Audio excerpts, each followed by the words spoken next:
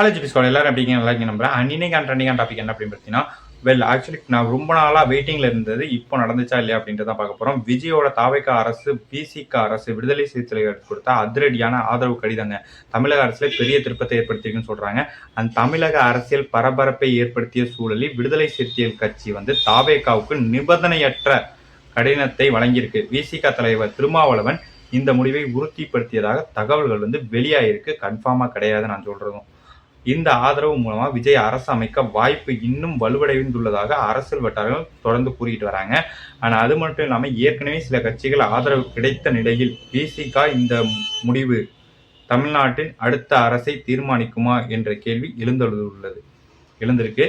And Vijay முதல்வராக பதவி ஏற்பாரா? உங்களோட கருத்தை கமெண்ட்ல சொல்லுங்க, நாங்களும் தெரிஞ்சுக்கிறோம். அண்ட் அதுக்கு முன்னாடி நீங்க யாருக்கு ஓட்டு போட்டீங்க அப்படின்றதையும் சொல்லுங்க, நாங்களும் தெரிஞ்சுக்கிறோம். அண்ட் விஜய் புதிய அரசியல் மாற்றத்தை ஏற்படுத்தியிருக்காரு. பட் முதல்வர் ஆவாரானா இன்னும் கொஞ்சம் இழுபறியில தான் இருக்கு. எப்படி அமையும் அப்படின்றத நீங்க நினைக்கிறீங்க அப்படின்றத கமெண்ட்ல சொல்லுங்க. Tata bye bye, love you all நண்பர்களே.